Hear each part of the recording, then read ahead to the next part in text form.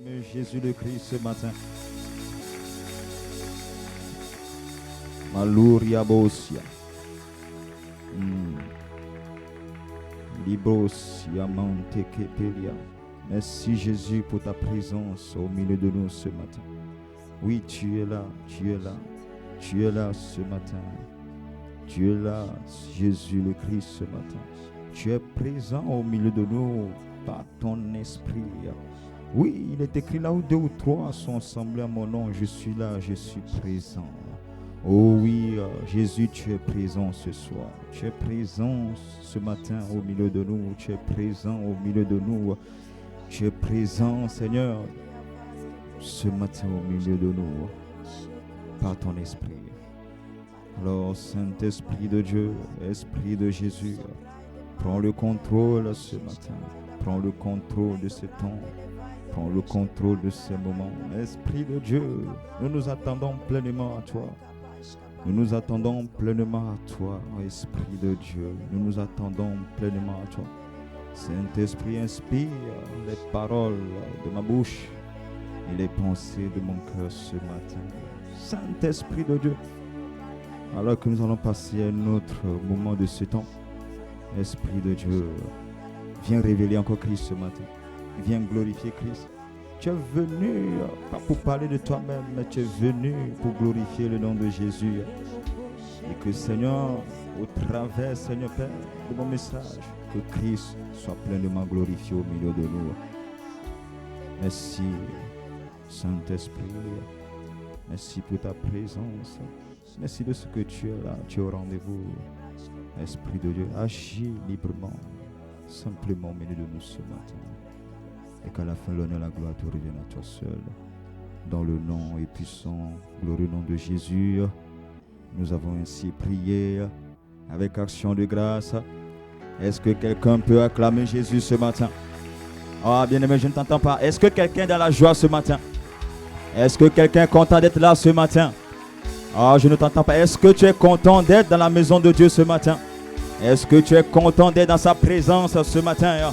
Il est écrit dans sa parole, heureux celui que Dieu admet dans sa présence. Alors, est-ce qu'il y a un peuple heureux ce matin? Est-ce qu'il y a un peuple assoiffé ce matin? Est-ce qu'il y a un peuple qui s'est senti honoré de venir dans la présence de Dieu ce matin? Alors, si tu es privilégié ce matin, honore Dieu par tes acclamations. Honore-le par tes acclamations ce matin. Il est écrit encore dans sa parole, heureux le peuple qui sait honorer Dieu. Et une manière d'honorer Dieu, c'est de l'acclamer. Alléluia. Alors, est-ce que tu peux faire mieux que ça ce matin? Est-ce que tu peux faire mieux que ce... Est-ce que quelqu'un peut faire mieux ce matin? Amen, amen, amen.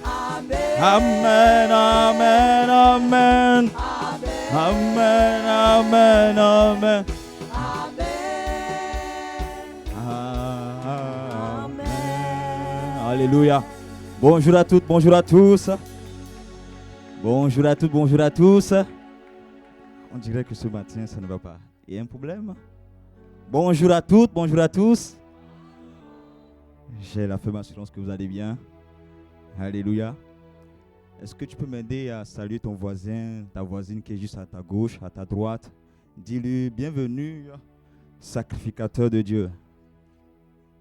Selon qu'il est écrit dans sa parole, dans le livre d'Apocalypse, chapitre 1, verset 6, que Dieu a fait de nous des rois et des sacrificateurs. Alléluia. Alléluia. Alléluia. Alors, je vous prie de bien vouloir prendre place dans sa présence. Amen. Merci, un pas de célébration. Alors, ce matin, j'ai la lourde responsabilité, vraiment très, très lourde responsabilité, de nous apporter le message de la parole de Dieu. C'est une très lourde responsabilité que le pasteur André, mon père, notre père de cette maison m'a donné ce matin, de venir annoncer le message de Christ ce matin. Et j'aimerais quand même prendre le temps quand même d'honorer Dieu pour la vie de son serviteur, pasteur André. Est-ce que tu peux m'aider à acclamer Dieu pour la vie de son serviteur? Alléluia. Ah oui, la Bible dit honorer de tels hommes. Honorer de tels hommes. Et ce matin, vraiment, je veux vraiment prendre le temps vraiment d'honorer Dieu pour la vie de son serviteur, pasteur André, et sa femme, ses enfants, pour le prix qu'il paye ici à un passant chrétien. Il sait ses vies abondantes, le prix qu'il paye pour que nous soyons nourris, que nous soyons en famille. Selon qu'il est écrit dans Éphésiens 4 que Dieu nous a fait des dons. Et c'est pour l'édification du corps de Christ. Dieu a établi son serviteur ici pour que nous soyons édifiés, pour que nous soyons construits, pour que nous soyons bâtis, pour que nous puissions aller de l'avant dans notre marche avec Christ. Et l'apôtre Paul dit d'honorer de tels hommes. Alors ce matin, est-ce que tu peux m'aider à honorer son serviteur ce matin? Alléluia. Alléluia. Pasteur André, c'est un modèle pour moi particulièrement. C'est un modèle pour nous, je pense. Il a une particularité que depuis là, je réfléchis, je me dis, mais comment il fait? Il a une force terrible. La force, je peux qualifier cette force de la force du buffle. Je pense qu'il y a un psaume 92 où je sais que David qui avait fait une prière, donne-moi la force du buffle. Je pense que c'est cette force-là que passe Andrea. Il fait des choses incroyables. Des fois, je me dis, mais Seigneur, je ne peux pas suivre ce rythme. Parce que tellement il est dynamique, tellement il est... Waouh! Il est vraiment... Dieu est vraiment là, équipé vraiment d'une force vraiment terrible. Est-ce que tu peux encore m'aider encore à acclamer vraiment le nom du Seigneur pour son serviteur? Alléluia. Alléluia. Parce qu'André a beaucoup investi dans ma vie. Et je me rappelle toujours, à chaque fois qu'il me voyait, il me dit, Pierre, l'homme qui réussit toujours. Bon, au début, je ne comprenais pas trop quand il me disait ça.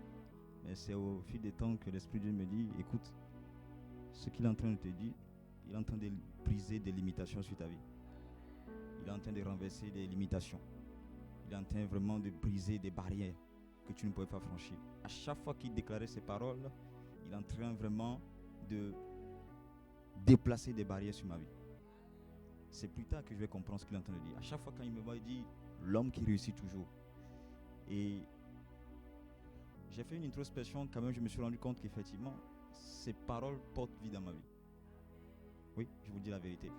Ces paroles portent vie. Effectivement, je me rends compte que tout ce que je fais par la grâce de Dieu, ça réussit. Ouais, par la grâce de Dieu. Tout ce que je fais, je réussis. Il a beaucoup investi en moi. Et vraiment, ce matin, je lui dois vraiment toute ma reconnaissance. Alléluia. Alléluia. Amen. Alors, comme je disais tout à l'heure, c'est une très lourde responsabilité pour moi vraiment d'apporter le message, la parole de Dieu ce matin au peuple de Marseille. C'est ma première fois, mais l'Esprit de Dieu va m'aider à dire l'essentiel. Alléluia. Alléluia. Alléluia. Ok, ça fait quelques dimanches que notre Père, le Père de la maison, Pasteur André, nous entretient sur un sujet très très important, à savoir le disciple de Christ.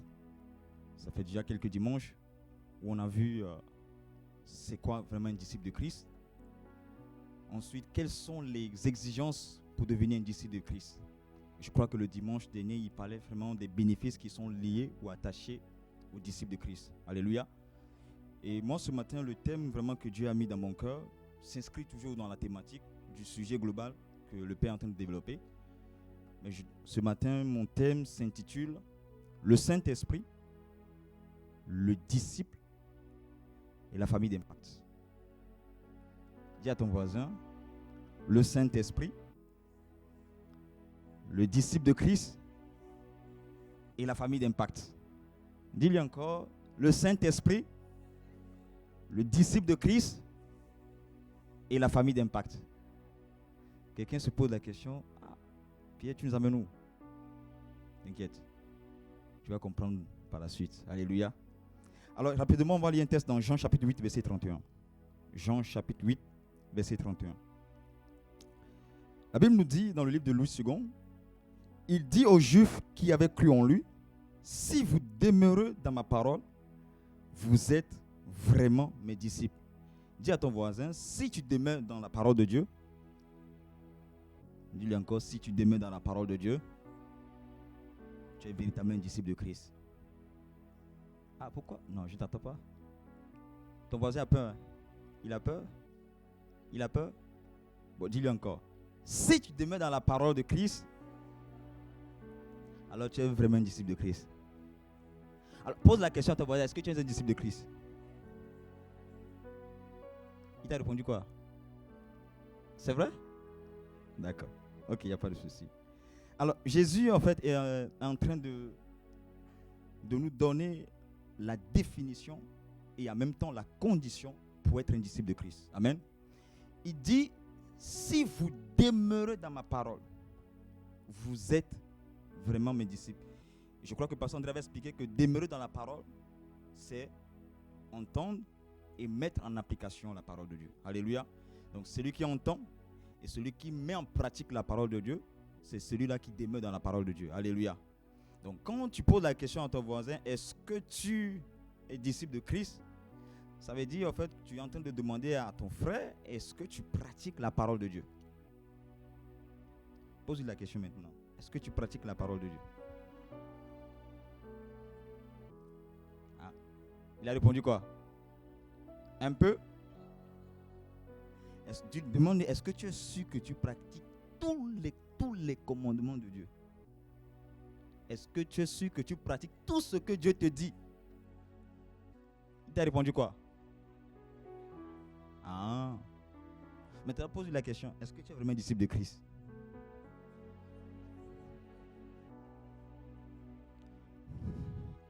Le message de Jésus est fort. Hein?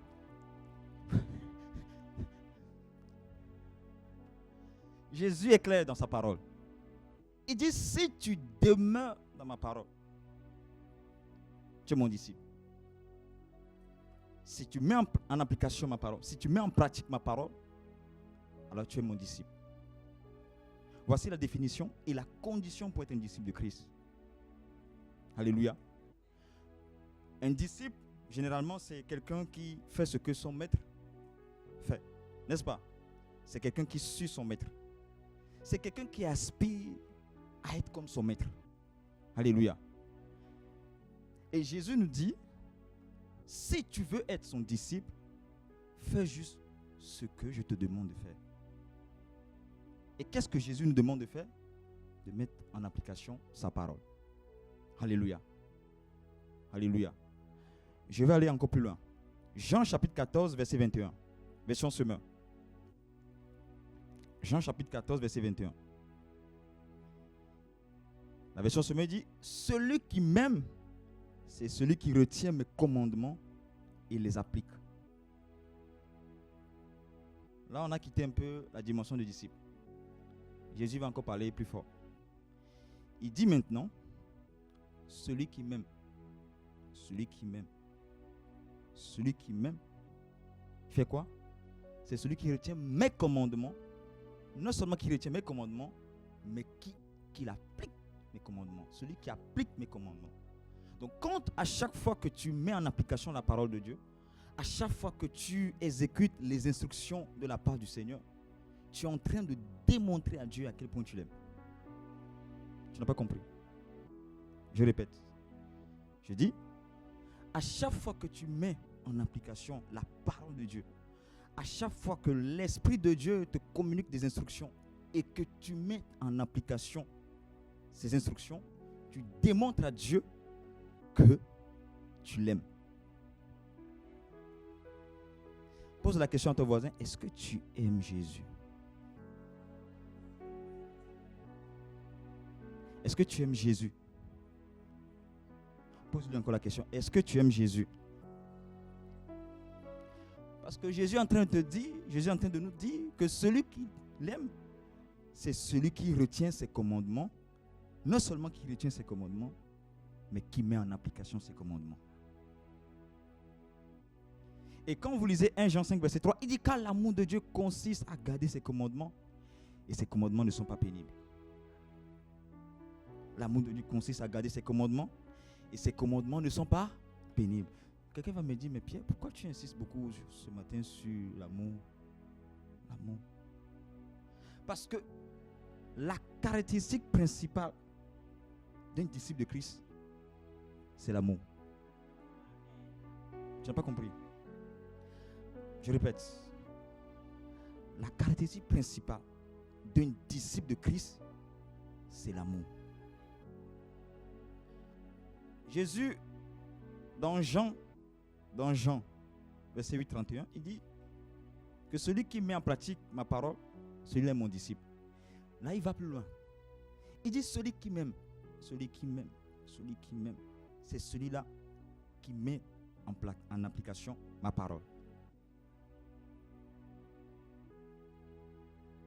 Demande encore ton voisin. Est-ce que tu aimes Jésus?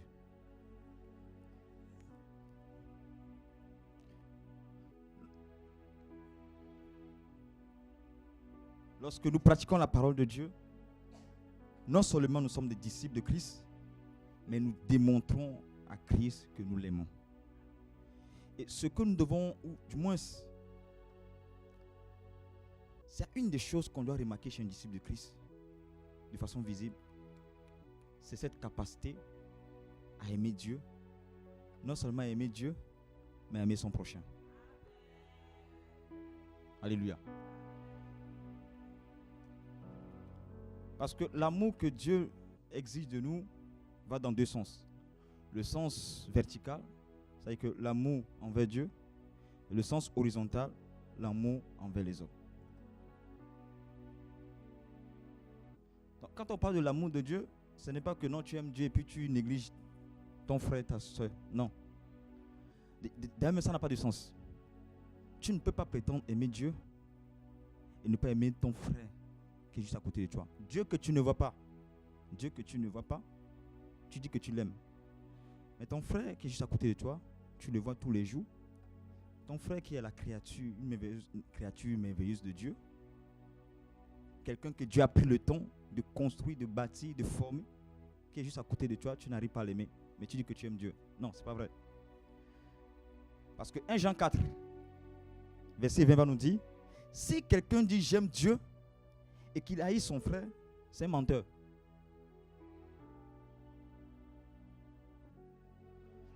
Jean 4, verset 20 nous dit, tu ne peux pas dire que tu aimes Dieu et que ton frère qui est juste à côté de toi, tu ne l'aimes pas. Ça n'a pas de sens. Je vais aller encore plus loin. Matthieu chapitre 22, verset 36 au verset 40. Un docteur de la loi avait posé la question à Jésus. Maître, quel est le plus grand commandement de la loi? Jésus lui répondit, tu aimeras le Seigneur ton Dieu de tout ton cœur, de toute ton âme et de toute ta pensée. Il ne s'est pas arrêté là. Il dit le deuxième point, il dit, et voici le second qui lui est semblable. Dis à ton voisin, voici le second qui lui est semblable. Le second dit quoi? Tu aimeras ton prochain comme toi-même. Dis à ton voisin, tu aimeras ton prochain comme toi-même. Dis-lui encore, tu aimeras ton prochain comme toi-même. Demande-lui, est-ce que tu aimes ton prochain?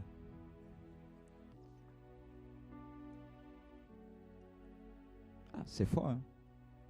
Ça fait réfléchir ce matin. N'est-ce pas? Ça fait réfléchir ce matin. Est-ce que tu aimes ton frère?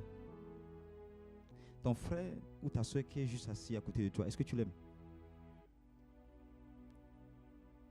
Regarde bien ton frère ou ta soeur qui est juste à côté de toi. Regarde bien. Regarde bien. Est-ce que tu l'aimes? Est-ce que tu l'aimes?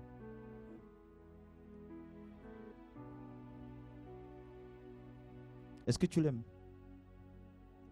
Ou tu as seulement c'est Dieu? Non, j'aime Dieu. Non, c'est pas vrai. Tu ne peux pas aimer Dieu. Tu ne peux pas prétendre aimer Dieu que tu ne vois pas et que ton frère qui est juste à côté de toi, tu ne l'aimes pas. Non. Les deux sont liés. C'est la raison pour laquelle, quand vous lisez en fait la suite de Matthieu 22, verset 36 au verset 40, il dit tous les commandements sont résumés dans ces deux commandements qui sont liés. Tous les commandements. Vous allez voir que dans la loi, on dit tu ne tueras point, tu ne voleras point, tu ne feras pas ceci. On peut le lire même dans Romains chapitre 13, du verset 8 au verset 10. Il dit, ne devez rien à personne, si ce n'est de vous aimer les uns les autres. Car celui qui aime les autres a accompli la loi. La suite, il dit, en effet, les commandements, tu ne commettras point d'adultère, tu ne tueras point, tu ne déroberas point, tu ne convoiteras point.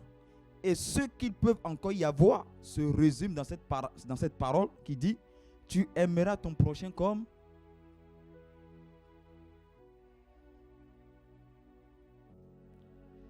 Donc la parole de Dieu qui dit, tu ne commettras point d'adultère.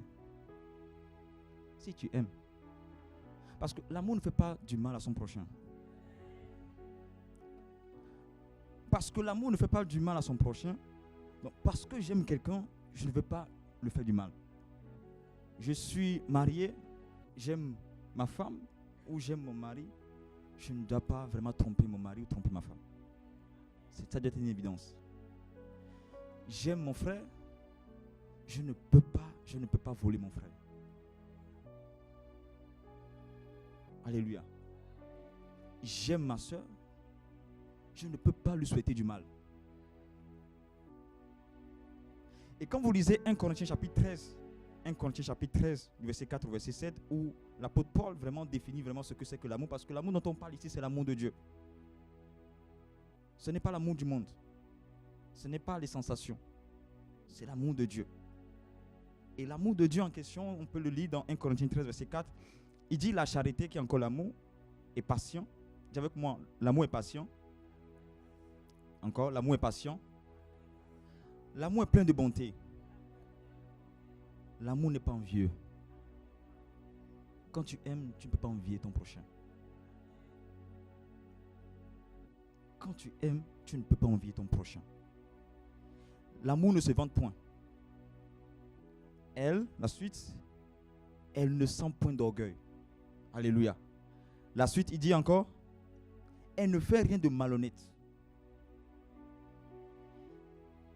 L'amour ne cherche point son intérêt. Quand tu aimes d'un amour désintéressé. Tu n'aimes pas avec intérêt. Mais aujourd'hui, ce qui se passe à l'église, c'est qu'on n'aime pas intérêt. Et ça, il faut dénoncer ça.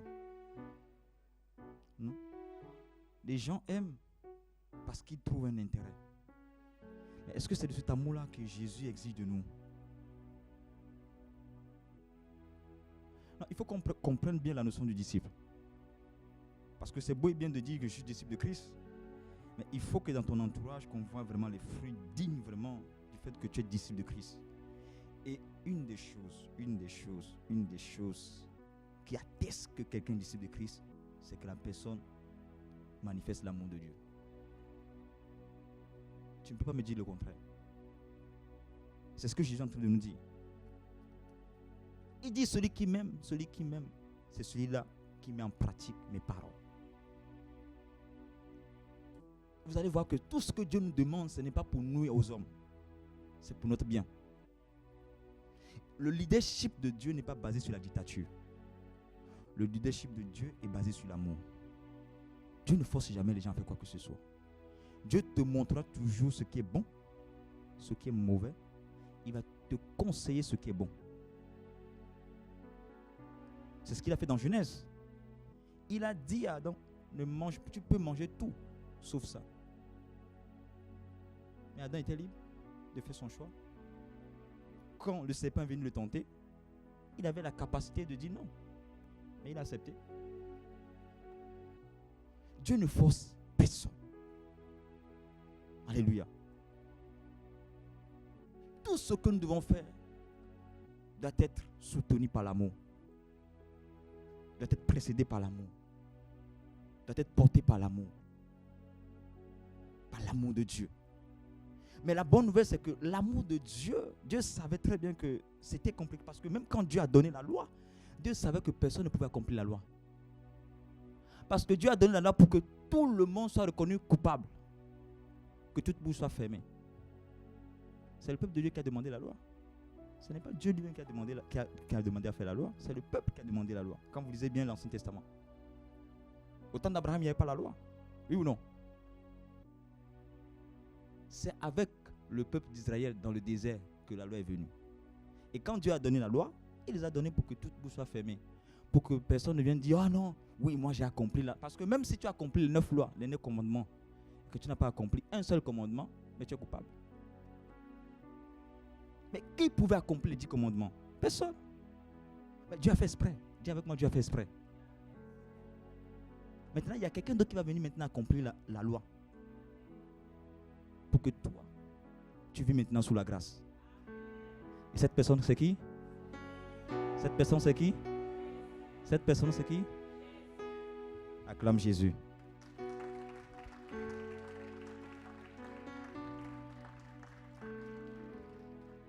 Et maintenant, vu que Dieu sait que c'est impossible pour l'homme l'homme de pouvoir pratiquer les commandements de Dieu. Dieu va faire quoi?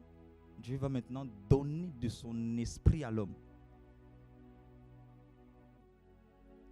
Parce que l'amour de Dieu se trouve en qui? En la personne de l'esprit. Romains 5 dit quoi? L'amour de Dieu a été répandu dans nos cœurs par qui? Par le Saint-Esprit. Maintenant, l'homme est capable maintenant de pouvoir aimer Dieu et aimer son prochain. Pourquoi? Parce que maintenant, Dieu, la dimension de l'Esprit de Dieu vient habiter en l'homme et le rend capable de pouvoir l'aimer. C'est pour ça que quand Dieu dit, tu aimeras l'Éternel ton Dieu de tout ton cœur, de toute ton âme, de toutes tes forces, tu aimeras ton prochain comme toi-même. Là maintenant, c'est parce que Dieu maintenant sait qu'il a déposé en toi la capacité de l'aimer et de pouvoir aimer les autres. Non, tu n'as pas compris. L'amour que Dieu exige de nous, c'est un amour que Dieu nous a déjà donné. Parce qu'on ne peut pas... Écoutez, je ne peux pas... On dit souvent que je ne peux pas donner ce que moi-même je n'ai pas reçu. N'est-ce pas? Je ne peux pas donner ce que moi-même je n'ai pas reçu. Dieu ne peut pas exiger de nous de l'aimer alors qu'il n'a pas donné la capacité de l'aimer. C'est pas possible. C'est pas possible. Dieu nous demande de l'aimer, d'aimer notre prochain, c'est parce qu'aujourd'hui Dieu nous a rendus capables. Alléluia.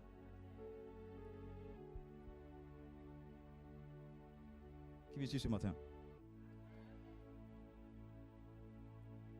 Tout enfant qui est rentré dans le royaume, ou toute personne qui a reçu Jésus-Christ comme étant son Seigneur, son Sauveur, l'Esprit de Dieu vient habiter en toi. Et l'Esprit vient avec tout le package. Dis avec moi tout le package. Les gens pensent qu'avec l'Esprit, c'est juste les dons. Non, il n'y a pas que les dons. Parce que Galates chapitre 5 va nous parler de quoi? Des fruits de l'Esprit. Mais vous allez voir que quand il dit des fruits de l'Esprit, le fruit de l'Esprit parle du fruit de l'Esprit. Le fruit de l'Esprit, c'est quoi? L'amour. Et dans l'amour, il y a quoi? La bonté, la fidélité, la patience, tout le reste. Et quand vous lisez 1 Corinthiens chapitre 3, il dit quoi? L'amour est patient. L'amour est plein de bonté. Tous les autres fruits de l'Esprit découlent de l'amour. C'est la raison pour laquelle l'amour doit vraiment occuper une grande place dans nos vies. C'est quelque chose qu'il ne faut pas négliger. Et pendant que je suis en train de parler, justement l'Esprit me dit, regarde, dans les derniers temps, l'amour du plus grand homme il dit l'amour du plus grand homme nous sommes dans la fin des temps, oui ou non? C'est une prophétie que Jésus a annoncée. Mais regardez même dans notre manière de faire. Est-ce que nous aimons Dieu? Est-ce que nous aimons les hommes? Posons-nous nous-mêmes la question. Est-ce que j'aime Dieu? Même dans ton service, est-ce que tu aimes Dieu? Même dans ce que tu fais pour Dieu, est-ce que tu aimes Dieu? Même quand Dieu te sert de toi pour pouvoir guérir les gens, pour faire des choses extraordinaires, pour bénir les gens, est-ce que ta motivation, c'est l'amour? Est-ce que tu le fais par amour?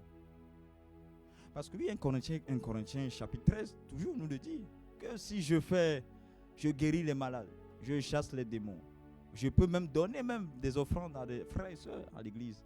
Mais s'il n'y a pas l'amour, ça n'a aucun sens. Mon point ce matin, c'est de nous dire en fait qu'en tant que disciple de Christ, une des choses qu'on doit voir en toi, c'est l'amour de Dieu. Vu que Jésus nous a dit que clairement que dans la fin des temps, l'amour du plus grand se refroidira, peut-être que c'est pour ça que ce matin, l'Esprit de Dieu m'amène vraiment à insister sur l'amour. Oui, l'amour. Alléluia. Alléluia. 1 Jean 4, verset 8, il dit, celui qui n'aime pas n'a pas connu Dieu, car Dieu est amour. Celui qui n'aime pas n'a pas connu Dieu. On peut être né de nouveau. La preuve, c'est qu'au milieu de nous-mêmes, on a du mal même à aimer même certaines personnes. On a du mal à aimer nos frères, certains de nos frères, certaines de nos soeurs. On a du mal. Pourquoi? Parce qu'il y a un niveau d'amour que tu n'as pas encore expérimenté. Il y a un niveau d'amour de Dieu, un niveau d'amour agapao que tu n'as pas encore expérimenté. Il y a des gens, quand ils donnent leur vie à Jésus, c'est vrai avec ce que le monde les a infligés, ce que le monde les a communiqué. Il y a une manière où, du moins, le monde les a tellement traumatisés que même quand ils viennent à l'église, ils ont du mal à aimer les gens. Déjà, eux-mêmes, ils ont du mal à s'aimer soi-même. Parce que la Bible dit que tu aimeras ton prochain comme toi-même. Donc déjà, si toi-même, tu as du mal à t'aimer, tu ne peux pas aimer ton prochain. Mais il dit, en fait, celui qui n'aime pas n'a pas connu Dieu. En fait, le mot connaître ici, ce n'est pas l'information. Parce qu'il y a plusieurs types de connaissances. Il y a la connaissance noxis, la connaissance épinoxis, la connaissance gignosco. Il y a plusieurs niveaux de connaissance. Mais la connaissance dont Jésus est en train de parler ici, c'est la connaissance expérimentale. C'est-à-dire expérimenter l'amour de Dieu. Lorsque quelqu'un vient à Jésus, qui a subi, je ne sais pas, du traumatisme dans le monde, qui a subi du rejet, qui a subi du viol, et que cette personne vraiment n'a pas connu même l'amour de ses parents, l'amour du père, l'amour de la mère, que cette personne vient à Christ, lorsque cette personne expérimente l'amour de Dieu vient faire quoi? Vient enlever toutes ces choses. Et l'amour de Dieu l'amène vraiment à aimer maintenant son prochain. Mais si cette personne n'a pas expérimenté l'amour de Dieu, cette personne ne peut pas aimer son prochain. Ce n'est pas possible. Donc si tu es dans cette salle ce matin et qu'il y a des choses que tu as vécues dans le monde, il y a des choses qui t'ont traumatisé, il y a des choses qui ont fait en sorte que tu as du mal à aimer les gens, il y a des choses qui ont fait en sorte que tu as du mal même à faire confiance aux gens, il y a des choses que tu as subies qui ont fait en sorte que tu as du mal même à suivre les gens. Ce matin, ma prière, c'est que tu puisses expérimenter l'amour de Dieu. Alléluia. Alléluia. Est-ce que tu peux faire ce point de prière avec moi pendant juste 1 minute, 2 minutes? Tu vas demander à Dieu vraiment, Seigneur, vraiment fais-moi expérimenter ton amour. Seigneur, fais-moi expérimenter ton amour. Fais-moi expérimenter ton amour. Pendant 1 minute, demande à Dieu, Seigneur, aide-moi vraiment à expérimenter ton amour. Aide-moi, Saint-Esprit de Dieu. Aide-moi, Saint-Esprit. Oui, c'est vrai que l'amour de Dieu a été répandu dans nos cœurs par l'Esprit de Dieu. Mais j'ai du mal à aimer. J'ai du mal à faire confiance. J'ai du mal à aimer. J'ai du mal à aimer mon frère. J'ai du mal à aimer ma soeur. J'ai du mal vraiment à faire confiance aux gens. Ah, Saint-Esprit de Dieu, aide-moi ce matin. Aide-moi ce matin. Aide-moi, Esprit de Dieu. Aide-moi, Saint-Esprit de Dieu, à expérimenter l'amour de Dieu dans toute sa plénitude ce matin. Saint-Esprit de Dieu, je veux expérimenter ton amour ce matin. Je veux expérimenter ton amour ce matin. Peut-être qu'il y a un niveau d'amour que tu n'as pas encore expérimenté en Dieu. Demande toute la plénitude de l'amour de Dieu ce matin. Dans le nom de Jésus. Dans le nom de Jésus. Dans le nom de Jésus. Acclame Jésus.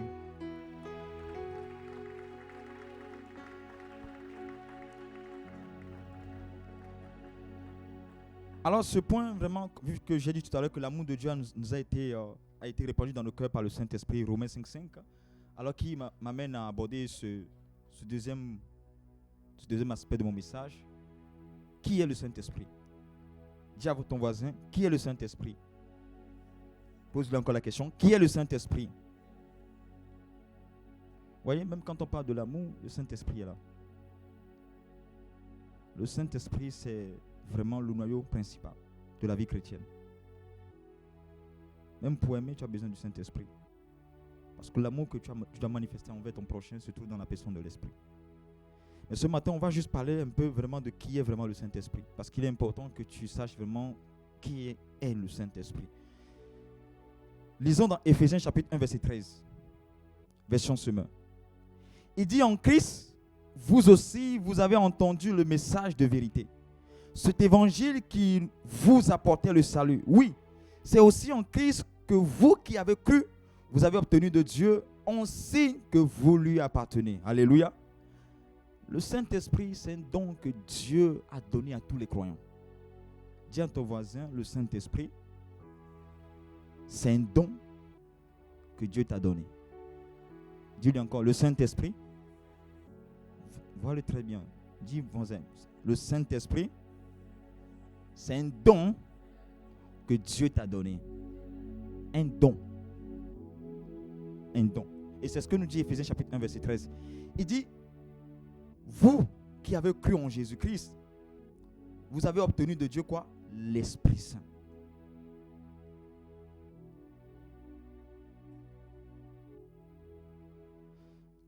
On ne peut pas vivre la vie chrétienne sans la personne de l'Esprit. L'Esprit de Dieu occupe une place importante dans la vie du croyant. Par rapport même à notre destinée. Tu veux accomplir ta destinée? Mais qui connaît ta destinée? Qui connaît ta destinée? Le Saint-Esprit. Qui sait ce dont tu as besoin à l'instant T? Le Saint-Esprit. Qui sait ce qui va t'arriver demain? Le Saint-Esprit. Qui t'instruit dans la voie de Dieu? Le Saint-Esprit. Il dit, je vous instruirai, je vous montrerai la voie à suivre, je vous conseillerai. C'est qui? Il parlait de qui? Il parlait du Saint-Esprit. Le Saint-Esprit occupe une place indispensable dans la vie du croyant. Aujourd'hui, je pense que beaucoup de chrétiens commencent vraiment à négliger la personne de l'Esprit. Beaucoup commencent à négliger la place que l'Esprit de Dieu occupe dans la vie du croyant.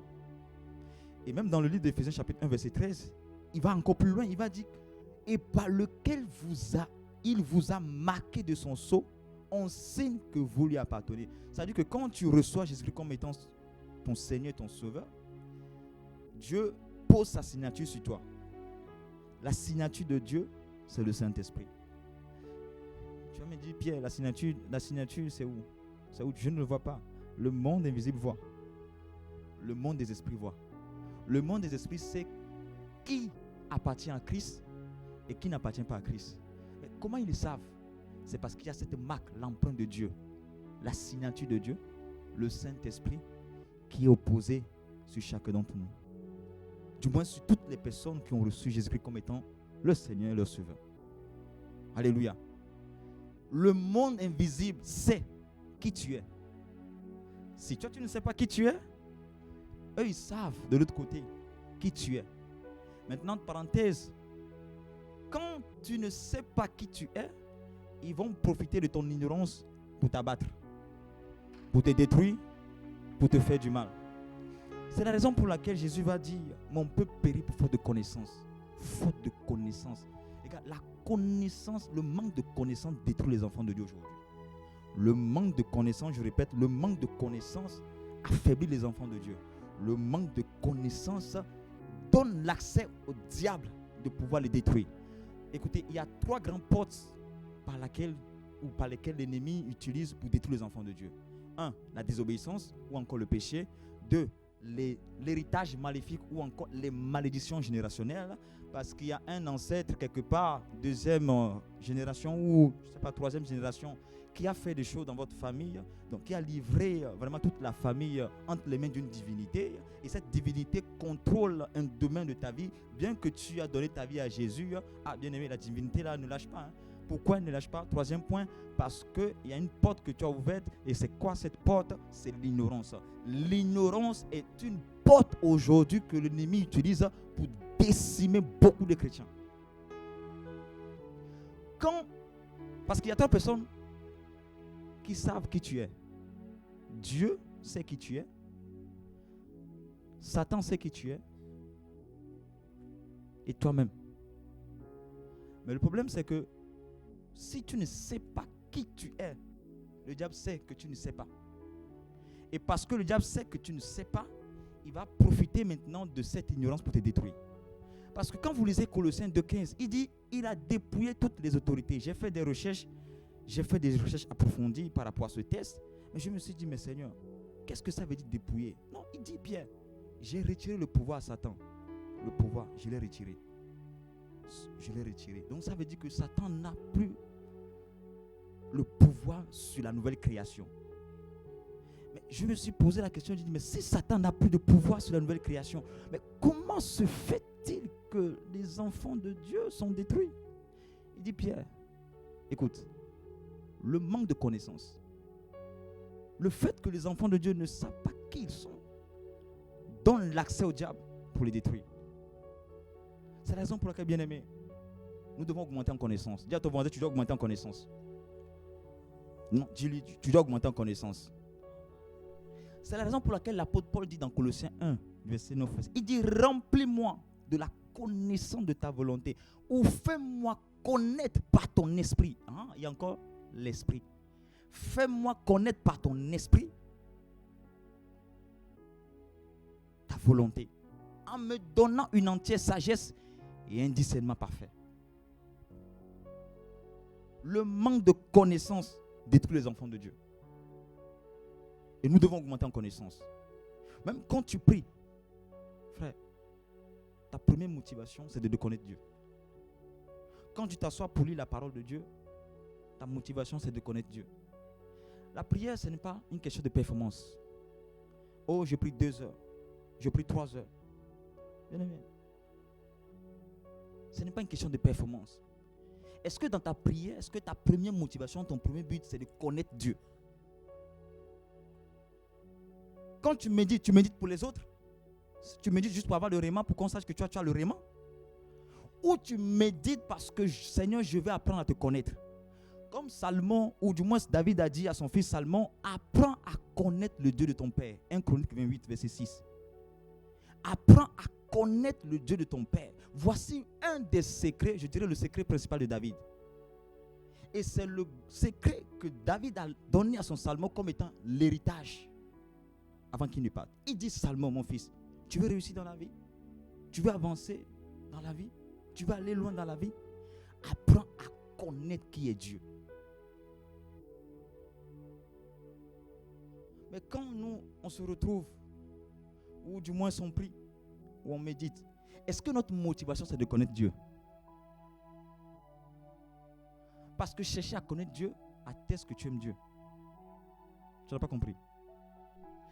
Parce que tu aimes Dieu, écoutez, je prends un exemple d'un homme et une femme. Pour que l'homme, si l'homme a un cadeau à offrir à sa femme, il doit savoir ce que sa femme aime et ce que sa femme n'aime pas. Si l'homme peut acheter quelque chose que la femme n'aime pas, est-ce que la femme va accepter? Est-ce qu'elle sera contente? Mais dès lors que l'homme achète un cadeau que sa femme aime bien, quelle sera la réaction de sa femme? Elle sera très contente. Donc, quand tu viens dans la présence de Dieu, quand tu viens t'asseoir, tu dis, Seigneur, apprends-moi à te connaître. Dieu est content. Et cette attitude-là commence à disparaître dans l'église. Nous prions, nous jeûnons, même le jeûne et la prière. Le jeûne et la prière, la première motivation qui doit t'amener en fait à jeûner, c'est parce que tu veux connaître Dieu.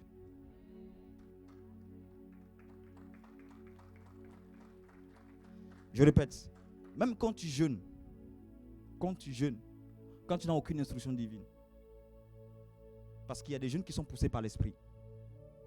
Mais quand tu n'es pas poussé par l'esprit, une des choses qui doit t'amener à jeûner, c'est que Seigneur, apprends-moi à te connaître. Mais la question, est-ce que nous le faisons? Est-ce que nous le faisons aujourd'hui? Est-ce que tu jeûnes, tu prends un temps de jeûne dans la semaine pour dire je vais chercher Dieu? Est-ce que tu te retires même une fois dans le mois pour dire non, je vais chercher Dieu? Ou peut-être c'est pour tes problèmes. Les gens jeûnent que pour leurs problèmes, pour répondre à un besoin. Non. Même quand vous lisez Isaïe 58 vous montre vraiment le but principal du jeûne. C'est de connaître Dieu. Alléluia. Le Saint-Esprit est une personne réelle. Dis avec moi, le Saint-Esprit est une personne réelle. Éphésiens 4, verset 30, il dit, n'attristez pas le Saint-Esprit de Dieu par lequel vous avez été scellés pour le jour de la rédemption. N'attristez pas. Le Saint-Esprit est une personne qui a des émotions. Le Saint-Esprit est là, il est là au milieu de nous. Pendant que nous sommes en train de prêcher, je suis en train de prêcher, il est là. Il est là. Il est là, il est là. Et il parle à chacun d'entre nous. Parce que lui, il est venu pour glorifier Christ. Il n'est pas venu pour se glorifier, non. Il est venu pour glorifier Christ. Alléluia. Il est réel, le Saint-Esprit. Et il faut le savoir qu'il est réel. Il est là tout près de toi. Le Saint-Esprit est là. Le Saint-Esprit est la personne la plus importante sur la terre pour tous les disciples de Christ.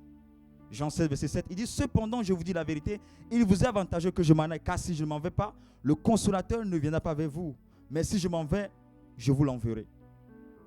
Le Saint-Esprit, c'est notre premier partenaire de destinée. Parce que 1 Corinthiens 2, verset 9 ou verset 10, il dit, ce sont des choses que l'on n'a point vues, l'oreille n'a point entendu, les choses qui ne sont même pas montées dans le cœur de l'homme. Mais Dieu nous a fait connaître ces choses par qui? Par son. Donc ça veut dire que, bien aimé, tout ce dont tu as besoin, ça c'est dans la personne de l'Esprit. Il suffit seulement que tu développes une relation avec l'Esprit de Dieu. L'Esprit de Dieu va te révéler des choses cachées. Parce que les choses cachées sont à l'Éternel, les choses révélées sont aux enfants de Dieu. La volonté de Dieu, c'est de te révéler les choses cachées. Mais si tu veux connaître les choses cachées, attache-toi à la personne de l'Esprit.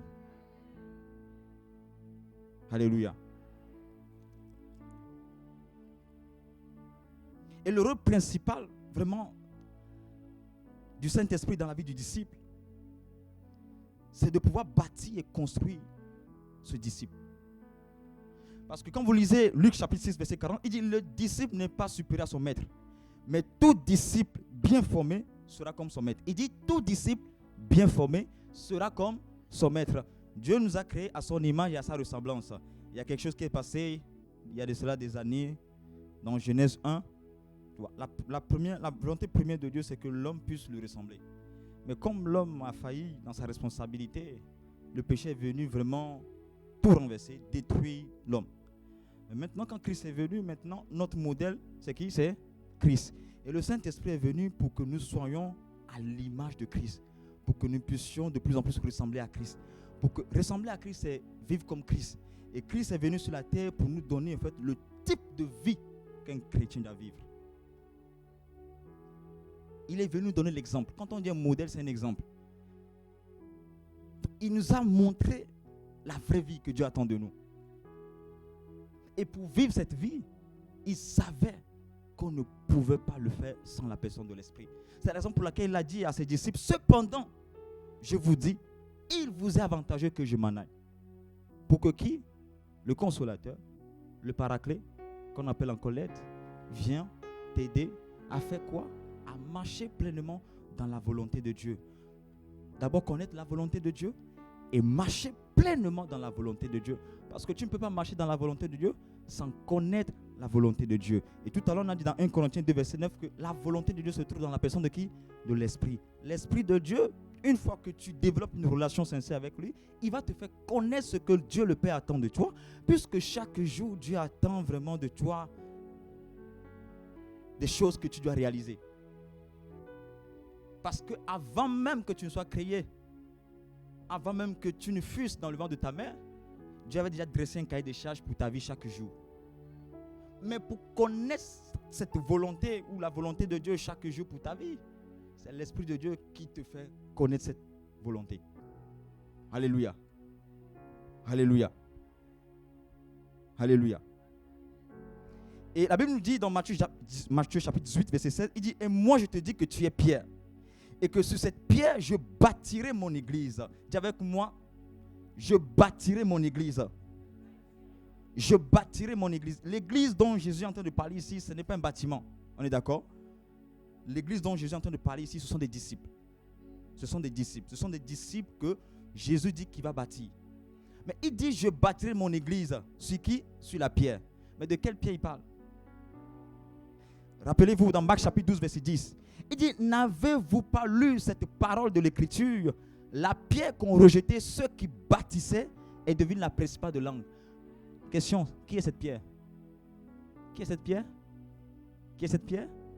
Jésus, le Christ, la parole révélée. Alléluia. Donc Jésus dit qu'il va bâtir son église sur la parole, sur Christ. Jésus, quand il parlait, il était là, mais il est parti. Mais aujourd'hui, comment Jésus bâtit les disciples? Par la personne du Saint-Esprit. Oh, acclame la personne du Saint-Esprit.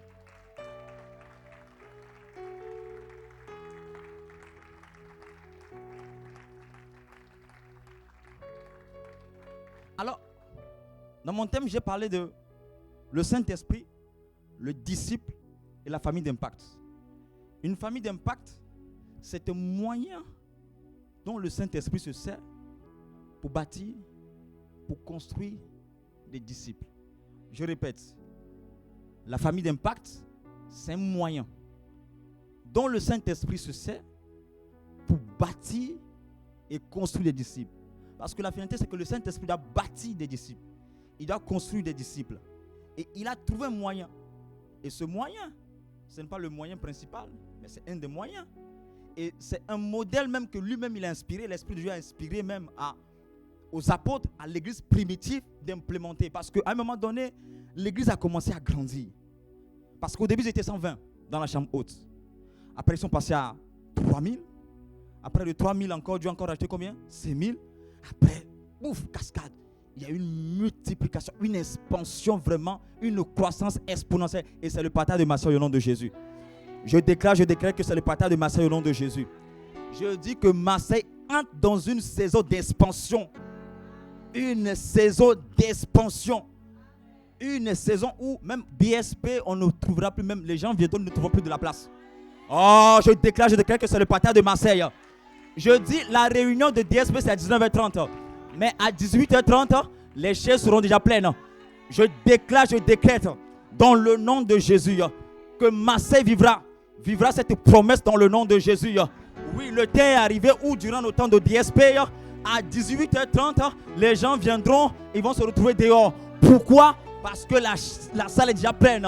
Parce que l'Esprit de Dieu est en mouvement. Et bien aimé, qu'est-ce qui a provoqué l'expansion? C'est le Saint-Esprit. C'est la raison pour laquelle, bien aimé, avant même de parler même de la famille d'impact, avant même de parler même de disciples de Christ, la personne que nous devons mettre au centre, c'est qui? La personne du Saint-Esprit.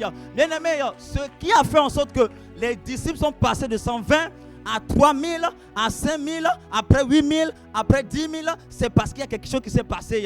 Qu'est-ce qui s'est passé? Ça a commencé dans la chambre haute. Avec combien de personnes? 120 personnes. Ça veut dire qu'avec 2, avec 3, comme il est écrit, là où 2 ou 3 sont ensemble à mon nom, je suis là, je suis présent. Et quand 2, 3 personnes se réunissent parce qu'ils veulent faire la volonté de Dieu, le Saint-Esprit va les utiliser pour faire quoi? Pour faire l'expansion.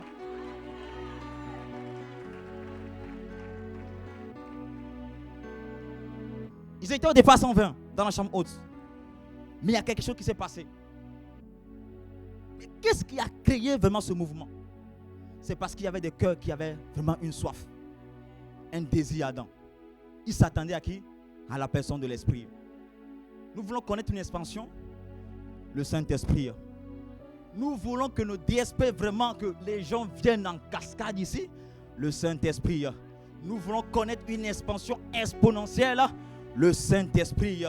Et parce qu'il cherchait le Saint-Esprit, 1 jour, 2 jours, 3 jours, donc tu peux te retrouver avec ton frère, 2, 3, vous cherchez la personne de l'Esprit, tu désires la personne de l'Esprit, tu cherches à connaître Dieu, tu cherches à connaître la personne de l'Esprit, et pendant que vous êtes en train de chercher la personne de l'Esprit, le Saint-Esprit saisit 2, saisit 3, et maintenant il fait quoi? Il les utilise puissamment. C'est là où tu te rends compte que je peux guérir des malades, je peux ressusciter les morts, je peux chasser les démons. On amène des cas compliqués, bien aimé, tu imposes les mains, la situation se débloque.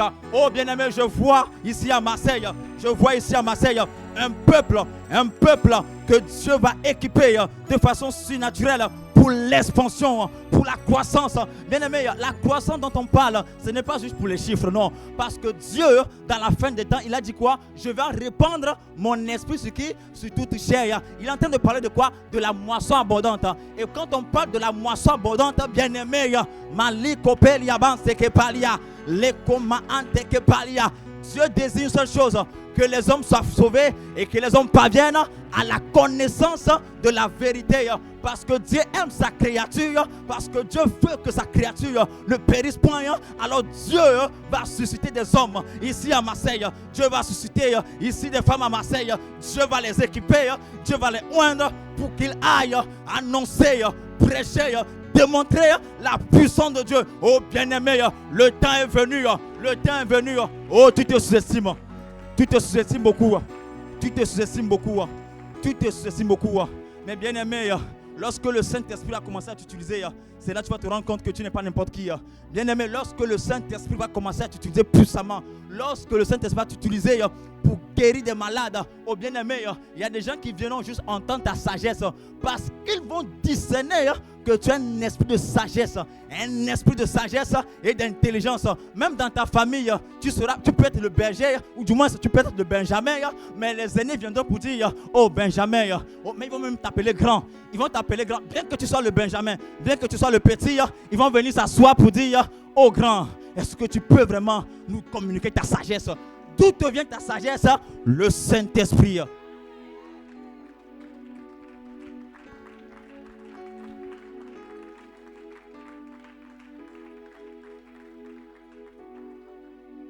Alléluia.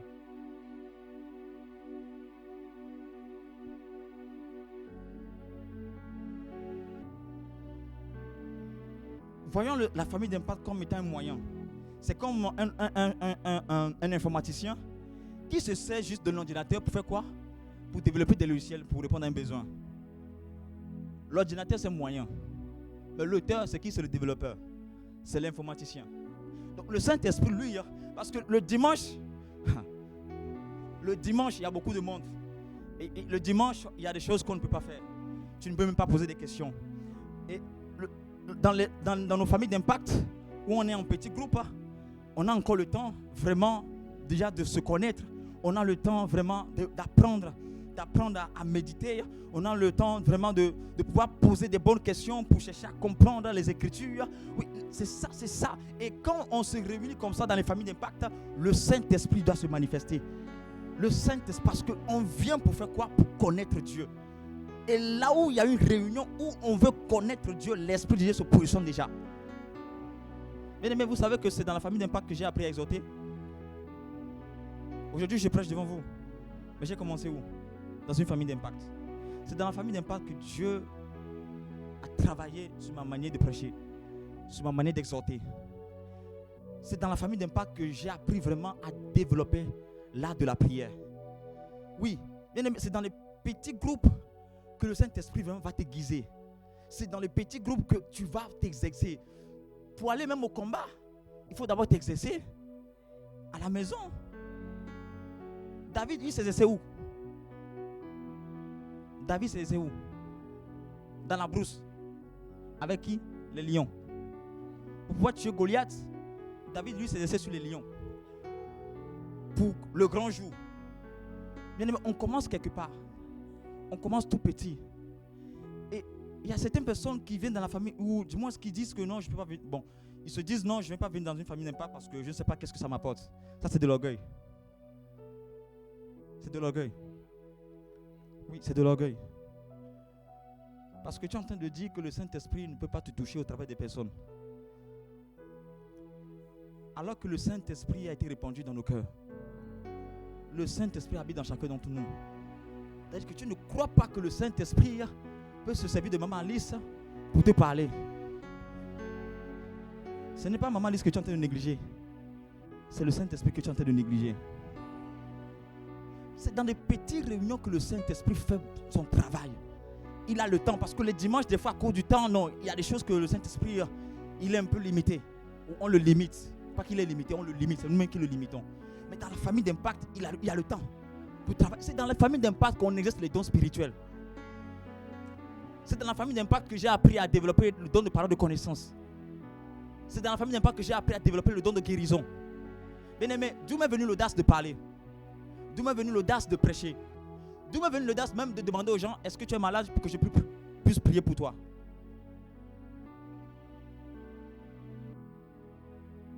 Nous négligeons pas les familles d'impact. Ce n'est pas une histoire de ICC, non. Ça va au-delà de ICC parce que ça a commencé avec l'église primitive. Tellement qu'ils étaient nombreux qu'ils ne pouvaient plus vraiment se rassembler vraiment dans le grand temple. Ils étaient obligés maintenant de se retrouver dans des petits groupes. Et bien aimés, quand ils se rassemblaient, ils priaient. Rappelez-vous quand on a arrêté Pierre et Jean. Qui a prié? C'est un petit groupe qui a prié. Et qu'est-ce qui s'est passé? Dieu a envoyé son ange pour libérer qui? Pierre et Jean. Ça veut dire que même dans les familles d'impact, il y a des choses, des situations qui peuvent vraiment se décompter. Dans les familles d'impact, vous avez la possibilité de donner même vos sujets de prière. Pour qu'on puisse prier pour vous. Pour qu'on puisse vous porter dans vos prières. Bien aimé, la vie chrétienne ne se vit pas toute seule. La vie chrétienne se vit avec les personnes qui cherchent la justice de Dieu, l'amour de Dieu, la paix de Dieu. Alléluia. Et les frères et sœurs qui viennent aussi dans les familles d'impact, ce sont des personnes vraiment qui désirent, qui aspirent à aller loin avec Dieu.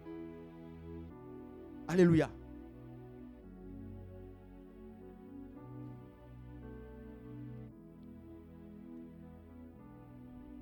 C'est dans la famille d'impact que tu apprends à donner. Tu ne viens pas seulement pour recevoir. On ne vient pas seulement dans une famille d'impact pour recevoir. Et tu vas me dire non, que moi je n'ai rien. Comment ça tu dis que tu n'as rien? Tu ne peux pas avoir le Saint-Esprit en toi et dire que tu n'as rien. Même dire que tu n'as rien, tu es en train de mépriser la personne de l'Esprit. Tu es en train d'attrister le Saint-Esprit. Donc rappelle-toi, à chaque fois que tu vas dire je n'ai rien, tu es en train de dire Saint-Esprit, tu n'es rien. Tu comptes sur qui? Sur tes propres capacités ou sur la capacité de l'Esprit? Nous comptons sur la capacité de l'Esprit. Le Saint-Esprit peut t'utiliser pour parler à quelqu'un dans une famille d'impact. Le Saint-Esprit peut se servir de toi pour prier quelqu'un qui passe par des situations difficiles depuis des années, depuis des mois. Quelqu'un qui cherche un titre de séjour depuis des mois, depuis des années. Le Saint-Esprit peut se saisir de toi pour prier pour la personne. Et la personne, sa situation maintenant change.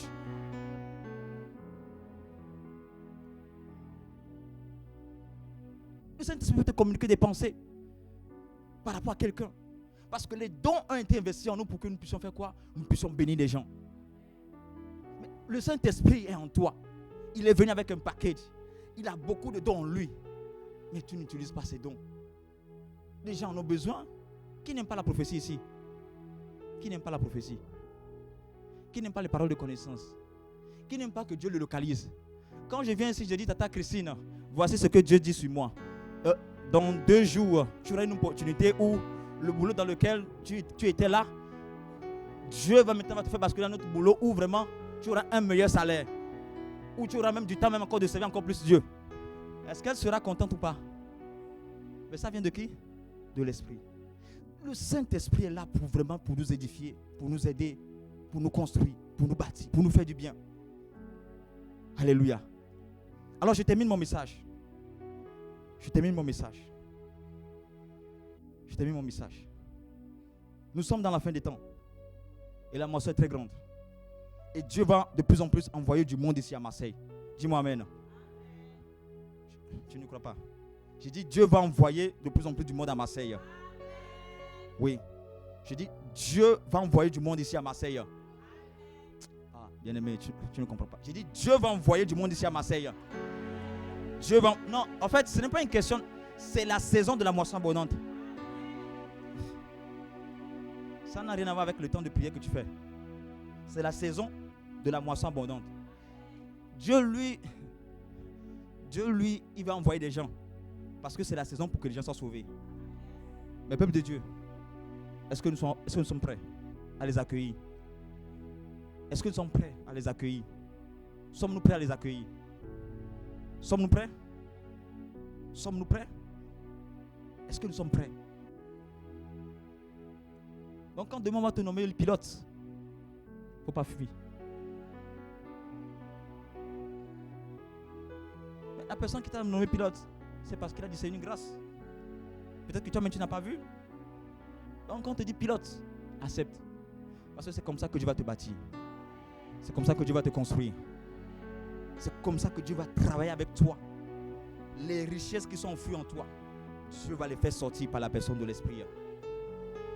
Et tu seras une bénédiction lourde pour ta famille, pour ton environnement, pour ta génération. Dans le nom de Jésus, acclame Jésus.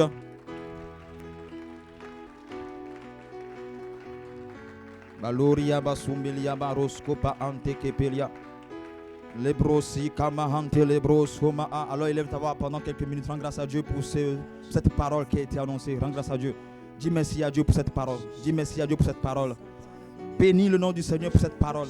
Bénis le nom du Seigneur pour cette parole. Maliabra askoba. Oui, assurément Dieu t'a parlé ce matin. Rends grâce à Dieu pour Dieu. Rends grâce à Dieu pour cette parole qui a été annoncée. Malimbro oskopa ikelebro soma antelia. Oh Saint-Esprit, nous voulons te dire merci. Merci pour ta présence. Merci Esprit de Dieu. Oh, pour ton message. Ah, Saint-Esprit de Dieu. Oh, tu nous as tellement fait du bien, Seigneur, par ton message. Tu es venu nous réveiller, Seigneur Père, notre conscience. Ah, Seigneur Père, sur la personne de l'Esprit de Dieu. Ah, Saint-Esprit de Dieu, aide-nous, aide-nous, aide-nous de plus en plus à s'attacher à toi. Si hier nous t'avons mis de côté, Esprit de Dieu, pardonne-nous. Si hier nous t'avons mis à l'écart, Esprit de Dieu, pardonne-nous. Saint-Esprit, ce matin, nous te supplions, aide-nous. Aide-nous vraiment, Esprit de Dieu, à s'attacher à toi. Aide-nous, Esprit de Dieu, à s'attacher à ta parole. Aide-nous, Esprit de Dieu, à faire ta volonté. Esprit de Dieu, aide-nous. Aide-nous, aide-nous. Aide-nous à s'attacher de plus en plus en toi. Esprit de Dieu, oh, que la soif, le désir intense de te connaître, de t'aimer, soit notre partage. Oh, selon qu'il est écrit dans Amos chapitre 8, le verset 10, oui, que je répondrai la faim et la soif dans le cœur des gens. Oui, Seigneur, répands dans nos cœurs la faim et la soif de te désirer, la faim et la soif de te connaître, la faim et la soif de t'aimer dans le nom de Jésus. Suscite à Marseille un peuple qui aime, qui honore, qui désire la personne de l'Esprit de Dieu. Saint-Esprit de Dieu, oh, fais-nous grâce ici à Marseille. Fais-nous grâce, fais-nous grâce, fais-nous grâce, fais-nous grâce, fais-nous grâce, fais-nous grâce, fais-nous grâce, dans le nom de Jésus, dans le nom de Jésus, dans le nom de Jésus. Merci, Esprit de Dieu. Merci, Saint-Esprit de Dieu. Oh, merci pour ta parole. La Bible dit que la révélation de ta parole est claire et elle donne de l'intelligence au simple. Merci de ce que ce matin encore, tu viens encore de nous éclairer. Merci encore de ce que ce matin, tu viens encore d'ôter le voile, Seigneur, qui nous empêchait de comprendre certaines choses. Saint-Esprit de Dieu, ta parole est une lumière à mes pieds. Ah oui, une lampe à mes pieds et une lumière sur mes sentiers. Alors Père, je te rends grâce, Seigneur Père, pour l'éclaircissement, pour l'illumination que tu accordes à mon esprit, parce que c'est mon esprit qui se nourrit de la parole et de la prière. Et lorsque nous sommes construits, en réalité c'est l'Esprit de Dieu qui est construit. Et l'Esprit, notre esprit, ou du moins qui est construit sur la base de la parole, sur la base de la prière, par la personne de l'Esprit. Ah, Saint-Esprit, ma prière pour le peuple de Marseille, oh, aide-nous vraiment à t'aimer, aide-nous vraiment à t'aimer, aide-nous vraiment à te désirer, Esprit de Dieu. Oh, béni soit ton Saint-Nom, dans le nom de Jésus le Christ. Que quelqu'un acclame Jésus, quelqu'un donne un Dieu, donne un bon Amen.